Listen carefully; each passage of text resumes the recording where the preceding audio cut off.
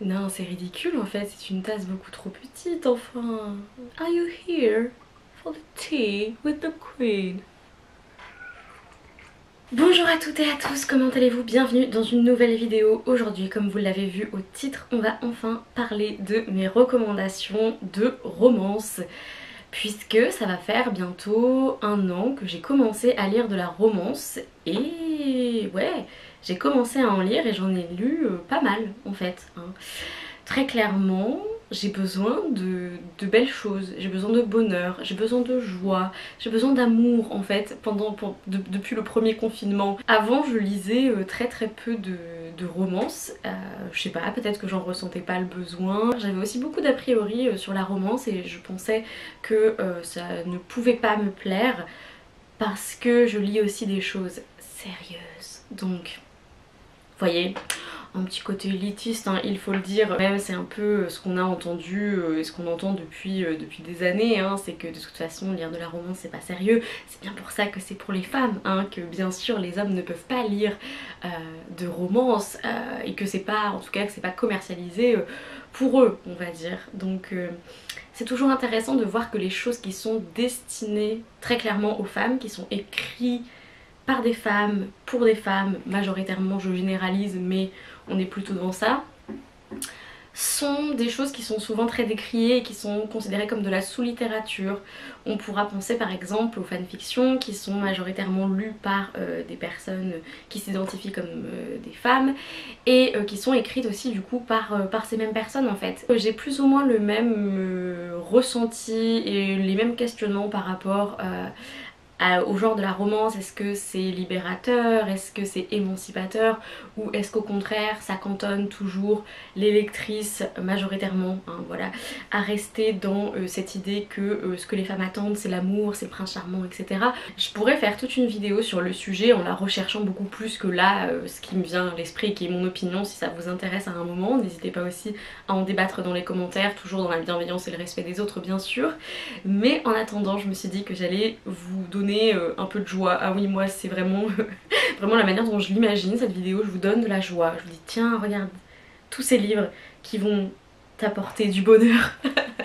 Et donc on va parler de mes romances préférées. Je lis 3 procédés majoritairement: Enemies to Lovers, donc ennemis à amants; Second Chance Romances, donc les romances de la seconde chance; et le fake dating, donc faire mine de sortir avec quelqu'un pour de faux. Ce sont les 3 tropes que je lis tout le temps et je n'ai quasiment lu aucune romance qui sort de ces tropes. Ce n'est pas une surprise que j'adore le Enemies to Lovers en fait, puisque quand j'ai réfléchi à tous les couples que j'aimais quand j'étais ado ou même pré-ado, il n'y avait que ça littéralement. Orgueil et préjugés, Enemies to Lovers, The Vampire Diaries, Helena et Damon, Enemies to Lovers, que ça en fait. Quasiment tous les couples que quand j'étais ado j'étais là oh, c'est tellement bien. En fait eh bien c'était des personnes qui de base ne s'aimaient pas trop, voire se détestaient un peu et qui finalement c'est plus fort que tombent amoureux l'un de l'autre, etc. Et je sais qu'il y a beaucoup de personnes que ça dérange le Enemies to Lovers, mais franchement c'est un gros kiff pour moi quand il n'y a pas des choses toxiques, malsaines au début, hein. Bien évidemment quand c'est juste on s'aime pas trop mais ça reste fun, hein. Voilà, je préfère le préciser. Le classique je pense du Enemies to Lovers pour moi c'est The Hating Game de Sally Thorne, où on va suivre 2 personnages principaux qui vont travailler dans le même bureau. En fait ils sont tout le temps en compétition, ils ne s'aiment pas, elle c'est quelqu'un de plutôt positif dans la vie, assez joyeux, qui va mettre des couleurs etc. Et lui c'est typiquement le gars un peu sarcastique etc. Qui ne sourit jamais et tout. Donc bien évidemment entre les deux ça ne peut pas passer, ça ne peut pas le faire, mais évidemment à un moment donné quelque chose va faire que tout leur petit jeu où ils essayent de s'embêter un peu gna gna gna gna comme ça, et bien ça va conduire peut-être à quelque chose. Très clairement dans The Hating Game il y a une petite tension voilà un peu sexy entre les deux, et oui bien sûr le Enemies to Lovers pourrait renforcer le cliché de « Oh mais s'il t'embête c'est qu'il t'aime bien !» Encore une fois, je précise que j'aime bien ce trope quand c'est dans les limites du raisonnable, du légal, voilà, de ce qui n'est pas toxique ou malsain. Voilà, ça ne veut pas dire que ça devrait être une excuse pour harceler des personnes ou ce genre de choses, pas du tout, on est bien d'accord sur le sujet. Et donc je pense que c'est vraiment le classique Enemies to Lovers. Je veux dire, si on veut commencer, si on veut tester ce trope, c'est le truc de base, on va dire, que je recommande, qui a déjà été écrit il y a quelques années et qui est fort sympathique, bien rythmé, qui là va par contre être quasiment 100% romance et voilà, avec des petits moments sexy et tout. Ce t-shirt est donc une citation de, oui, Red, White and Royal Blue de Casey McQuiston. Bien sûr, je ne pouvais pas ne pas l'inclure dans Enemies to Lovers, puisque dans Red, White and Royal Blue, on va suivre Alex et Henry. Alex est le fils de la présidente des États-Unis et Henry est un prince d'Angleterre, et ils ne peuvent pas se piffrer, bien évidemment, et ils vont devoir se retrouver à certains comment dire, événements diplomatiques, on va dire.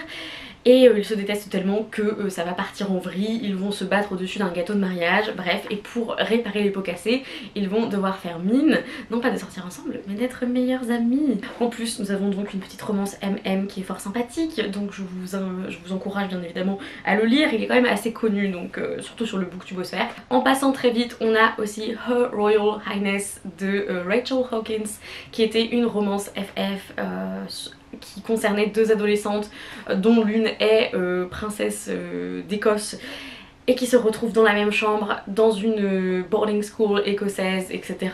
Donc bien sûr au début elles ne peuvent pas se piffrer et puis finalement elles vont commencer à s'apprécier, etc. Vous voyez où je veux en venir. On a aussi un de mes livres préférés de l'année dernière qui est Beach Read de... comment j'ai pu oublier ton nom, Emily Henry. Donc j'en ai parlé un peu en long, en large et en travers l'année dernière, je vais pas revenir sur le sujet dans cette vidéo, mais c'est une romance Enemies to Lovers qui concerne deux écrivains en fait, une jeune femme qui écrit des romances justement et un jeune homme qui écrit de la littérature soi-disant sérieuse et supérieure, et donc ils sont bloqués tous les deux, voilà, ils n'arrivent pas à écrire leur prochain livre et donc ils vont échanger leur genre littéraire pour écrire un nouveau livre et c'était top aussi. Je vous conseille en général la saga, enfin la trilogie du coup sur les sœurs Brown. Donc il y a Get Life Chloe Brown, Take a Hint Dani Brown et celui qui vient de sortir Act Your Age Eve Brown. Mon préféré dans la série c'est Take a Hint Dani Brown parce que c'est du fake dating et franchement c'était une romance diverse avec un personnage principal racisé, bi, et c'était vraiment top d'avoir ce genre de représentation avec en plus des personnages qui sont tellement fun, qui sont rigolos, qui ont des super personnalités, qui vont bien ensemble et tout est super sain en fait et vraiment mignon, donc top top top. On est passé à fake dating hein. Je vous recommande évidemment Take a Hint Dani Brown puisque c'est une prof de sociaux, ouais, en gender studies et sociaux aussi aux États-Unis qui va faire mine de sortir avec un des agents de sécurité de la fac parce que ça peut l'avantager lui dans sa recherche de fonds pour faire une œuvre caritative en gros. Puisque du coup ça a enflammé la twittosphère parce qu'à un moment il y a un quiproquo et il doit la porter à bout de bras, etc. et ils se retrouvent sur Twitter et ils sont là what, mais comment c'est possible, on n'est pas ensemble, pas du tout, mais tout le monde les ship à mort dans la fac. Et donc ils vont partir de ce point de vue là, ils vont dire bon on va jouer le jeu et c'est vraiment super fun. Dani Brown, un de mes personnages préférés de romance en fait tout simplement que j'ai lu, peut-être parce que c'est une bête de meuf qui a son doctorat, qui est en train de faire son doctorat, qui est en gender studies, elle est bi, elle est noire, c'était top en fait, tout simplement. Je vous recommande rapidement aussi Faking Under the Mistletoe, qui est une romance fake dating mais en rapport avec Noël. On va aussi parler énormément de harcèlement dans le domaine de l'entreprise, donc voilà, il y a des choses fun mais il y a aussi des moments assez durs on va dire.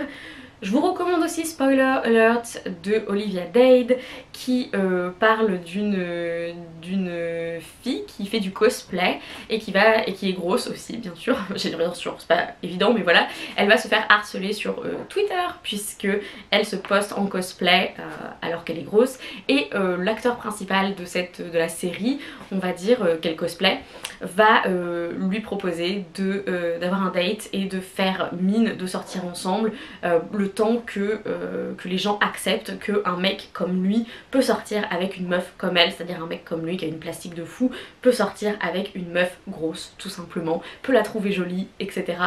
Et ça parle de ça bien sûr, c'est une romance, mais ça parle aussi de la pression des parents en fait.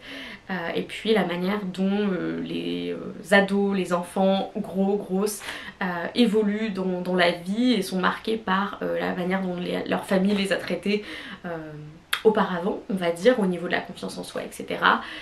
Super fun et en même temps avec de la réflexion derrière. Dernière romance que je vous recommande dans le fake dating, il s'agit de Something to Talk About de Meryl Wilsner. À nouveau une romance FF dont j'ai parlé il n'y a pas très longtemps, donc je vous mettrai en barre d'infos le vidéo de lecture dans laquelle j'en ai parlé.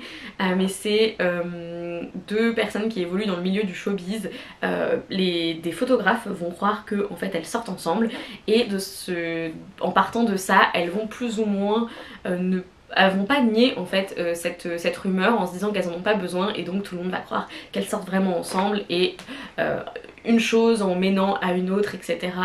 Ça va planter une graine on va dire en disant oh, mais tiens les gens pensent qu'on irait bien ensemble. C'est le principe aussi du fake dating, c'est un peu cette idée de oui on va faire mine mais fondamentalement après on développe un peu des vrais sentiments, etc. parce qu'on fait tous les trucs que les couples font. Et on se dit ah mais c'est pas mal quand même d'aller au resto ensemble, on se marre bien, ah mais c'est pas mal quand même d'aller au ciné ensemble, en fait on a les mêmes goûts, donc même si on fait mine, finalement il y a peut-être quelque chose là-dessous. Donc bien sûr dans la réalité, dans la vraie vie, ce genre de choses peut être complètement désastreux, mais on est dans de la fiction, on est dans des livres de romance et c'est fun, c'est sympa, on a envie de s'amuser. Et c'est ce qui se passe. Dernier trope, je vais donc vous parler de deux livres que j'ai lus très récemment en 2021 qui m'ont énormément plu. C'est donc le trope, le procédé de la romance de la seconde chance, The Road Trip de Beth O'Leary, qui sort en mai ou en juin, je ne sais plus, qui va sortir, que j'ai lu la semaine dernière, qui va parler de deux ex qui doivent se rendre au mariage d'une de leurs amies communes. Et normalement ils y vont séparément, hein. Non, il y a un problème de voiture et donc elles se retrouvent tous ensemble dans la même voiture, donc la meuf, sa sœur, son ex et son meilleur ami. Et donc évidemment romance de la seconde chance en fait, parce que ces personnes étaient ensemble et n'étaient pas forcément bien ensemble on va dire. Et le but c'est de comprendre pourquoi ils se sont séparés, et est-ce qu'il y a quelque chose qui a changé, est-ce qu'il y a la possibilité que l'amour qu'ils avaient avant, mais voilà, la vie a fait, les circonstances ont fait que ça n'a pas fonctionné, est-ce que c'est possible d'avoir une seconde chance? C'est quelque chose qui m'attire aussi parce que on a de l'historique, on a déjà des gens qui se connaissent bien, et donc c'est aussi hyper intéressant au niveau de l'alchimie entre les personnages. Donc là je vous la recommande quand elle sortira, parce qu'il y avait des moments hyper fun de road trip justement, de road trip de l'enfer, etc. catastrophique dans cette voiture où tout le monde est un peu tendu parce qu'il y a des histoires entre les personnages du coup qui se connaissent depuis genre 5-6 ans. Et il y a aussi un peu ce côté est-ce qu'on peut évoluer, est-ce que les circonstances de notre vie font que peut-être on peut retrouver des gens plus tard et que ça fonctionne en fait tout simplement. Et la romance de la seconde chance souvent c'est assez plein d'espoir et je trouve ça vraiment très mignon et j'adore. Deuxième livre que je veux vous recommander absolument, c'est You Deserve Each Other de Sarah Ogle. On va suivre deux personnages principaux qui sont fiancés. Le mariage est dans 3 mois. Et on a aussi le trope Enemies to Lovers dedans, puisque ces deux personnes se rendent compte que les deux veulent trouver un moyen d'annuler le mariage. Mais en fait, la personne qui annule le mariage doit être celle qui paye. Et donc ils en sont déjà à 20 000 balles et les deux se disent non c'est pas possible, j'ai pas l'argent, enfin en plus si on se sépare il faudra que je déménage et tout. Et donc ils essayent de forcer l'autre à annuler le mariage en faisant des situations rocambolesques, voilà, des quiproquos énormes. La fille évidemment se dit je suis libre, enfin du coup je veux qu'ils rompt avec moi, donc j'ai plus besoin de faire entre guillemets mine d'être parfaite, j'ai plus besoin de faire mine d'apprécier telle chose ou telle chose, et du coup ça donne des situations vraiment loufoques, assez drôles, et en même temps ça parle aussi du fait d'avoir la pression sociale qui agit sur un jeune couple et de tellement vouloir vivre dans l'imaginaire des autres, d'avoir l'air d'être un bon couple, d'être voilà parfait dans l'image de l'image que les parents ont du couple, l'image que les amis ont du couple, tellement envie et besoin d'avoir un peu cet amour parfait qu'en fait ils y arrivent pas tout simplement, et de faire mine et de pas être soi-même, et ben ça veut dire que ils ont envie d'annuler le mariage quoi. Ça peut paraître complètement aberrant, mais en fait dans le contexte de la romance ça fonctionne. On a envie que les personnages retrouvent une manière d'être ensemble de manière saine et d'une manière qui fait que les deux personnages sont eux-mêmes sans que et que ça fonctionne entre eux quoi. Donc franchement j'ai adoré You Deserve Each Other parce que ça parlait aussi de problèmes de classe, par exemple avec le personnage principal Nicolas qui est dentiste et la personnage principal qui est vendeuse dans un magasin un peu bizarre du genre qu'on trouve seulement dans les petites villes aux États-Unis, qui vend un peu tout et n'importe quoi et des objets un peu bizarres et tout. Et on a aussi ça qui rentre en jeu, donc voilà, je vous le recommande assez fort. On a aussi The Bromance Book Club de Lisa K. Adams, je crois, qui pareil va parler d'un couple qui n'arrive plus à communiquer, qui a du mal à communiquer depuis la naissance de leurs deux filles, de leurs jumelles. Et en fait justement ce mec a fait quelque chose de mal, a dit quelque chose qu'il pensait pas forcément, mais il y a voilà, des problèmes de communication dans le couple et il veut réparer les choses on va dire avec sa femme. Et il va faire partie de ce book club où les autres membres de son équipe de baseball je crois lisent des livres justement de romance pour essayer d'apprendre des tips sur comment communiquer avec leurs femmes, sur comment communiquer avec les autres. Et justement c'est assez hilarant parce que ils prennent vraiment les livres de romance les plus clichés, genre Harlequin, livre historique en plus de romance où le comte etc enferme sa femme à moitié dans une tour et ce genre de choses, et c'est absolument hilarant. Ça se moque de certains livres de romance au passage, mais ça montre aussi que ça peut être pas mal que certaines personnes pour lesquelles c'est pas destiné on va dire les livres de romance puissent les lire, parce que fondamentalement on se retrouve avec ces hommes de l'équipe de baseball qui ne savent absolument pas comment communiquer, qui sont complètement bouchés dans ce style là, et donc qui vont lire des livres destinés aux femmes pour essayer de comprendre ce qu'il faut faire entre guillemets.